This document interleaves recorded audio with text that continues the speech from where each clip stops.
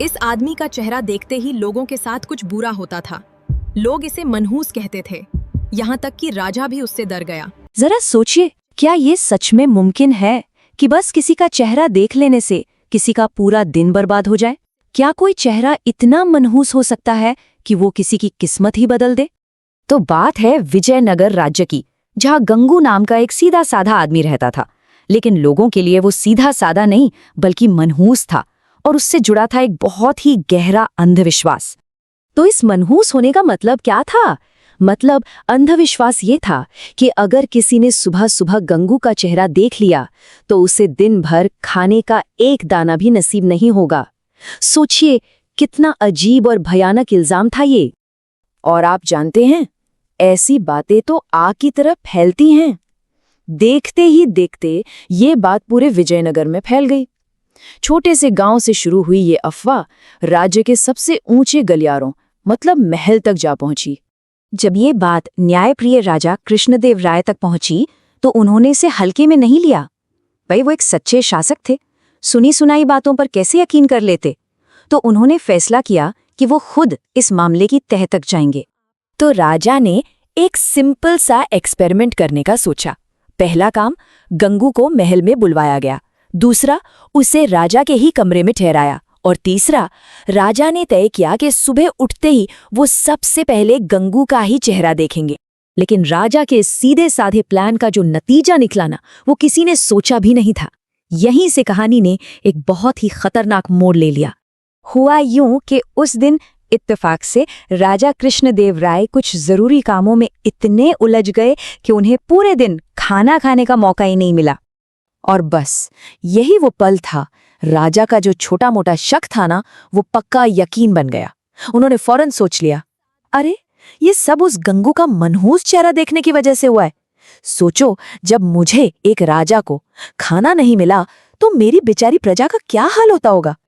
और बस इसी गुस्से और अंधविश्वास में राजा ने एक पल भी नहीं सोचा, सजाए मौत, गंगू को फांसी की सजा सुना दी। एक बेगुनाह की जिंदगी अब बस एक धागे से लटकी थी। ऐसे में उस बेचारे की आखिरी उम्मीद कौन हो सकता था? जाहिर है, राज्य के सबसे समझदार और चतुर दरबारी तेनालीराम। गंगू बेचारा किसी तरह भाग दौड़कर तेनालीराम के पास पहुंचा और रोते रोते उन्हें अपनी पूरी कहानी बताई। तेनालीराम तो थे ही समझदार, वो एक पल में समझ गए कि इस बेचारे के साथ कितना बड़ा अन्याय हो रहा है। तो तेनालीराम ने गंगू को उठाया, उसे शांत किया और उसे अपनी जान बचाने का एक जबरदस्त तरीका बताया। एक ऐसा प्लान जो राजा को उन्हीं के तर्क से मात दे सकता था। तो फांसी का दिन आ गया। जब लग रहा था कि अब सब खत्म, तभी गंगू ने अपनी आखिरी इच्छा बताने की मांग की। और हाँ, ये भी तेनालीराम के प्लान का ही हिस्सा था। गंगू ने बड़ी आत्मविश्वास से सैनिकों से कहा, रुको, फांसी पर चढ़ने से पहले मुझे महाराज को एक बहुत बड़ा राज बताना है कि इस राज में मुझसे भी बड़ा मनहूस कोई और है। जब राजा उसके सामने आए तो गंगू ने अपनी सारी हिम्मत बटोरी और सीधा उनकी आंखों में देखकर बोला, महाराज, इस राज्य का सबसे मनहूस व्यक्ति आप हैं। ये सुनते ही सोचिए पूरे दरबार में कैसा सन्नाटा छा गया होगा। फिर गंगू ने राजा को उन्हीं की बात समझाई। उसने कहा, महाराज, आपने सुबह मेरा चेहरा देखा तो आपको सिर्फ एक दिन का खाना नहीं मिला, पर मैंने तो सुबह आपका चेहरा देखा था और मुझे तो सीधे मौत की सजा मिल रही है। तो अब आप ही बताइए, हम दोनों में ज्यादा मनहूस कौन हुआ? और गंगू का ये सवाल किसी तीर की तरह सीधा राजा के दिलो दिमाग पर लगा।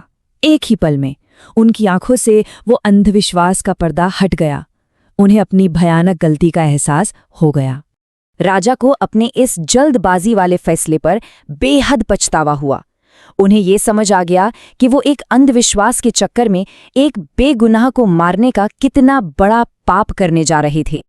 तो फिर क्या था? नतीजा बहुत अच्छा निकला। गंगू की फांसी की सजा फौरन रद्द कर दी गई। इतना ही नहीं, राजा ने उसे इनाम में बहुत सारा धन भी दिया। और तेनालीराम की तो वाहवाही हो गई, जिनकी बुद्धिमानी ने एक बेगुनाह की जान बचा ली। इस पूरी कहानी से हमें सबसे बड़ी सीख क्या मिलती है? यही कि अंधविश्वास यानी कि ब्लाइंड बिलीफ कितना खतरनाक हो सकता है। ये बिना किसी वजह के बेगुनाह लोगों की जिंदगी तक तबाह कर सकता है। और ये कहानी हमें सोचने पे मजबूर करती है कि हम अपनी जिंदगी में कितनी बार तथ्यों को जाने बिना सिर्फ अपनी धारणाओं के आधार पर किसी के बारे में कोई फैसला सुना देते हैं। क्या आपको लगता है वो सच में मनहूस था? कमेंट में ज़रूर बताना और ऐसी और कहानियों के लिए सब्सक्राइब करें।